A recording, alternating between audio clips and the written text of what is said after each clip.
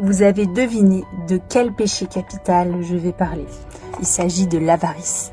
Donc l'avarice, c'est l'accumulation de biens matériels et de richesses dont l'homme va tirer une satisfaction grandissante. Donc elle a été dénoncée dès l'Antiquité et saint Paul, un peu plus tard, dit que la cupidité est à la racine de tous les maux.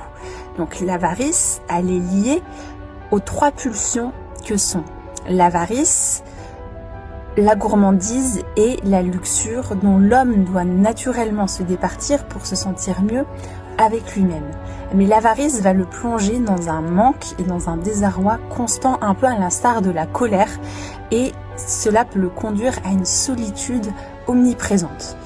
Et c'est un peu le personnage d'Harpagon qu'on connaît dans l'Avare de Molière qui dit que « mon pauvre argent, mon cher ami, on m'a privé de toi, et puisque tu m'es enlevé, j'ai perdu mon support, ma consolation, ma joie. » On peut voir que le personnage de l'Avare, ou sinon on peut le décrire comme un pingre, une pince, symbolise un orgueil démesuré, un peu comme le personnage de Gordon Gekko dans le film Wall Street, qui symbolise un capitalisme triomphant, ou plutôt un orgueil démesuré.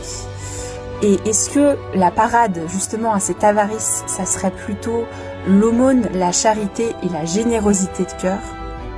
Donc je commence les premières lignes du chapitre 6 des péchés capitaux, avarice, par « Qui aime l'argent ne sera jamais rassasié d'argent ».